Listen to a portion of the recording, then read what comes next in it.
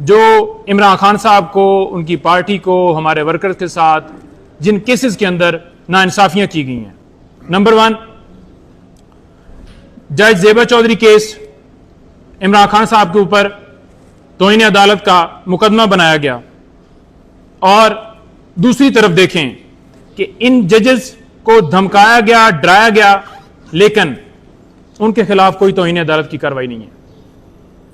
Number 2, Wazirabad Imran Khan साहब के ऊपर कातलाना हमला हुआ, उनकी कोई FIR दर्ज नहीं हुई, ना ही 100 मोटो लिया गया। उसके लिए हमने जाकर रजू किया, लेकिन उसके बावजूद 100 मोटो नहीं लिया गया। यहां पर F9 पार्क में कोई दरख्त काटे जाएं तो उसके ऊपर 100 मोटो ले लिया जाता है।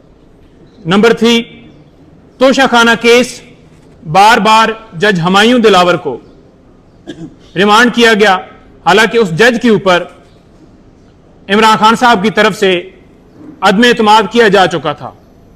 और वो जज हुमायूं दिलावर साहब वो बार बार उसी तरह का फैसला देते थे। सेम नौइयत के फैसले देने के बावजूद उनके पास केस सारे भिजवाना, ये आपके सामने है। इसके साथ साथ इमरान खान साहब के वारंट गिरफ्तारी जारी किए गए, 26 घंटे ऑपरेशन उनके घर में किया गया और चीफ जस्टिस साहब 26 घंटे खामोश रहे। हुमायूं दिलावर साहब ने भी जैसे हुक्म जारी किया गया, जैसे वारंट निकाले गए, उनके ऊपर इसी तरह का प्रेशर सेम जैसे चीफ साहब के ऊपर और नीचे तमाम अदालतों के ऊपर, ये सारा आपके सामने पिक्चर रख रहे हैं। उसके अलावा 28 मार्च जुडिशल कम्प्लेक्स इमरान खान साहब की पेशी के ऊपर, खान साहब के ऊपर, तमाम वर्कर्स के ऊपर, खान साहब के ऊपर हमला हुआ और तमाम वर्कर्स के ऊपर लाठी चार्ज किया गया। और बजाय ये कि जिन्होंने हमला किया उनके खिलाफ कार्रवाई होती, उल्टा इमरान खान साहब और तमाम पाकिस्तान तहरीक इंसाफ के कारकुनों के ऊपर मुकदमे बना दिए गए। इस पर भी खामोशी रखी गई। इसके साथ साथ इमरान खान साहब को सिक्योरिटी देने के हवाले से हमने दरखास्त दी कि उनके ऊपर कातलाना हमला हो चुका है तो उनको सिक्योरिटी फराहम की जाए, लेकिन आज तक उस दरखास्त के ऊपर कोई फैसला नहीं हुआ। इमरान खान साहब अपनी सिक्योरिटी में अदालतों में पेश होते हैं। इसके साथ साथ 9 मई को बायोमेट्रिक कमरे में जाने के लिए खान साहब को मजबूर किया गया। हम बार बार कहते रहे कि उनकी टांग शदीद जख्मी है, उनके ऊपर कातलाना हमला हुआ है, लेकिन जानबूझकर उधर भिजवाया गया क्योंकि वहां पर रेंजर से यह अगवा करवाना था।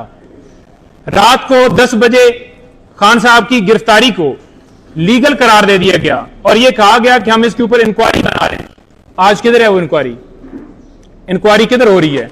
उसको खत्म कर दिया गया। इसके बाद तोशाखाना केस में व्हाट्सएप के जरिए, ये क्योंकि इधर ऑर्डर हुआ है और उधर खान साहब के घर हमला हो गया, जैसे दरवाजे तोड़कर खान साहब के घर में दाखिल हुए, साबका खातून अव्वल बुशरा बीबी साहबा से बदतमीजी की, खान साहब से बदतमीजी की गई और खान साहब को वहां से अगवा करके अटक जेल में ले गए। किस कानून के तहत ले गए? क्यों उसके ऊपर चीफ साहब खामोश रहे? क्यों उसके ऊपर चीफ जस्टिस ऑफ पाकिस्तान खामोश रहे? इसके साथ साथ जो तोशाखाना केस के अंदर सजाएं हैं, उस सजा को मुअत्तल करने के लिए जो दरखास्त थी वो 26 दिन के बाद सजा उनकी मुअत्तल हुई। 26 दिन के बाद क्यों हुई? हालांकि दूसरे दिन, तीसरे दिन, चौथे दिन, 5वें दिन, 2-4 दिन में हो सकती थी, लेकिन यह जानबूझकर डिले किया गया।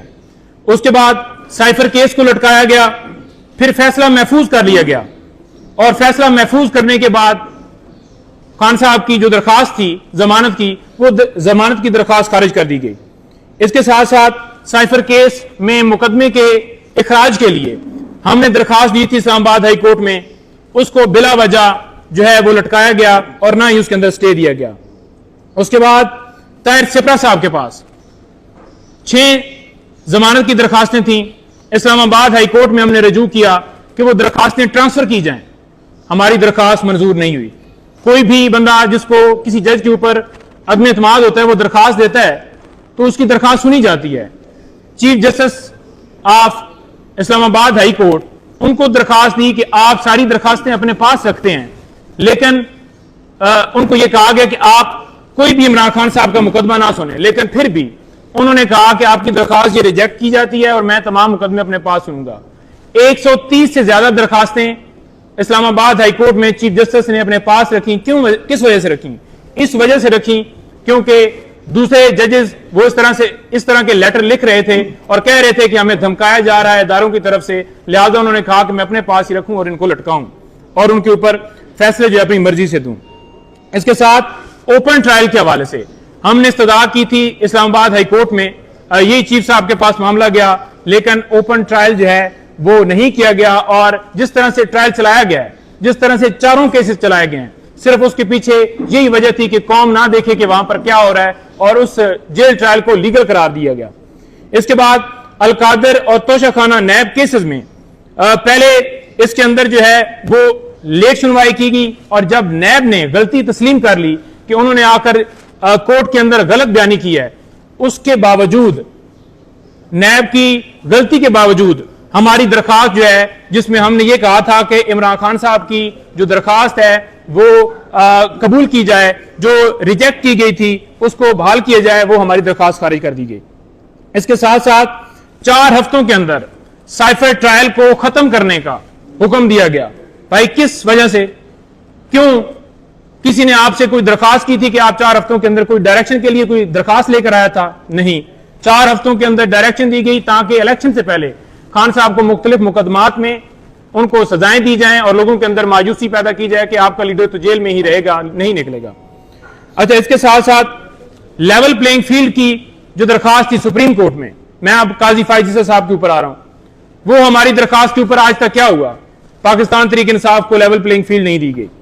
इसके साथ साथ जो नवाज शरीफ हैं उनको किसने एहल करार दिया? सुप्रीम कोर्ट के चीफ जस्टिस साहब ने। और इसके साथ साथ मखसूस नशिस्तें वो किसने छीनी? यही काजी फायज साहब ने। और इसके साथ साथ बल्ले का निशान वो किसने छीना? यही काजी फायज ईसा साहब ने। सिविलियन का मिलिट्री ट्रायल हो रहा है जी, पहले उसके ऊपर हुक्म इम्तना जारी होता है और फिर हुक्म इम्तना जो है वो खत्म कर दिया जाता है। किसी कानून, किसी आइन के अंदर सिविलियन का मिलिट्री ट्रायल नहीं हो सकता। जब दूसरी अदालतें मौजूद हैं तो फिर क्यों मिलिट्री ट्रायल करवाया जा रहा है?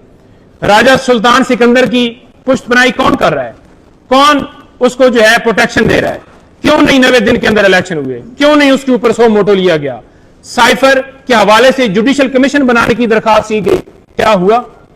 हमने ये कहा कि जो मुल्क के अंदर धांधली हुई है इसके ऊपर कोई नोटिस ले ले, बुनियादी हकूक की खिलाफ वर्जियां हुई हैं उसके ऊपर हमारी दरखास्त गई, लेकिन उसके ऊपर भी कोई नोटिस नहीं लिया गया।